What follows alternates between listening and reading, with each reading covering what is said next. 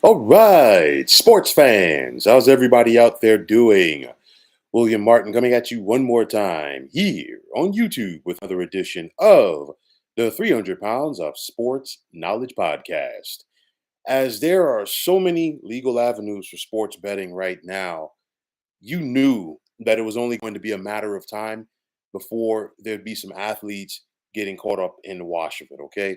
We've seen it already in the National Football League where several players, including Calvin Ridley, have faced discipline for placing bets.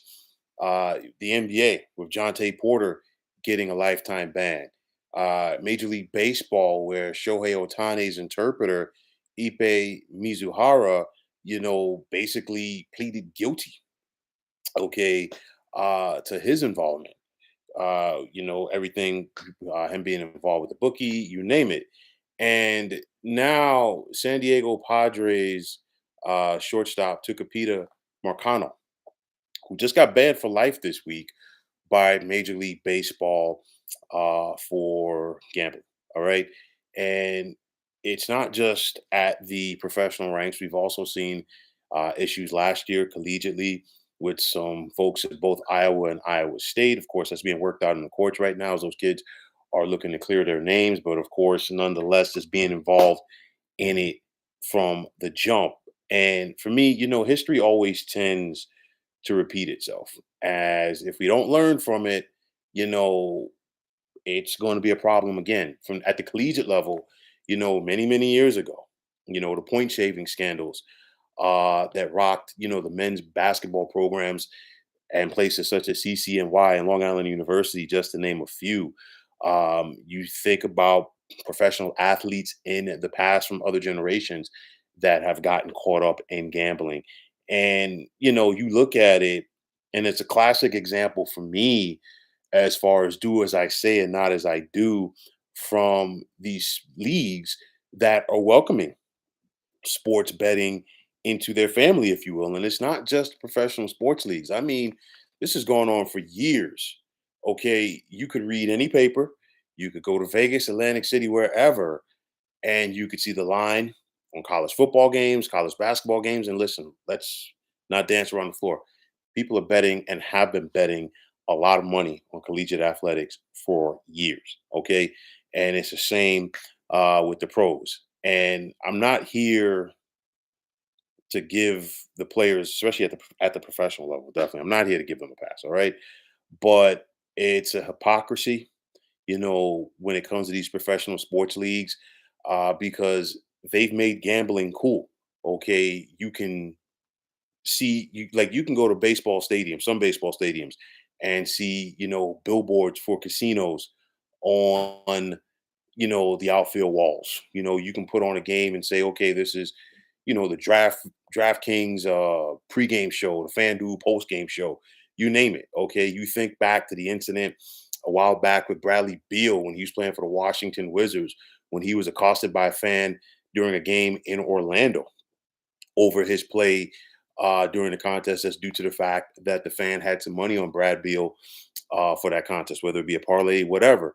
But nonetheless, my point is this is a tip of the iceberg, and there is going to be plenty more to come. Okay. I don't care what anybody says. I do believe that Major League Baseball swept the Shohei investigation under the rug, in my opinion. Some will agree with me on that, some won't. But nonetheless, I think this is the tip of the iceberg with things. We're seeing more and more professional athletes getting caught up in it because at the end of the day, it's too enticing. These guys, they could sit back and place the bets now from their phone. Just with the push of a button. It's no longer having to be involved with a bookie theoretically.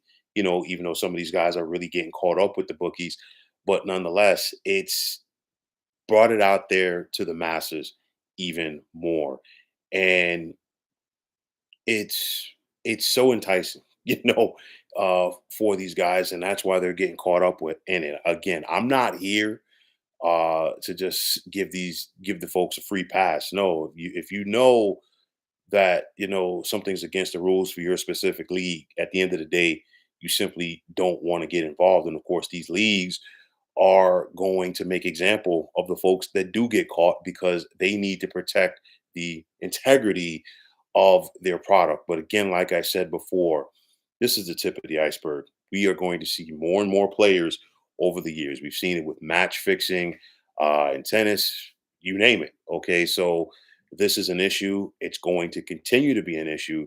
And anytime that we see somebody get caught up in a sports betting scandal at this point, nobody should be surprised. So, folks, that is going to wrap it up. And as always, I want to take this time out to thank all of you for tuning into the 300 Pounds of Sports Knowledge podcast here on YouTube. I want to take this time out to thank all of you fine folks out there for tuning in. And if you haven't already, please feel free to subscribe to this channel. Now, if you're on the X, formerly known as Twitter, please feel free to follow me at 300 Pounds of Sports. And like I always say, if you follow me, it will be my pleasure to follow you right back. There's also the sports discussion group on Facebook at the Sports Depot 365. Now, you can check it out. Drop a line and be a part of one of the better sports debating sites going on social media. So, once again, fine folks, my name is William Martin, and I am signing off. And I'm saying take care and have yourselves a wonderful day.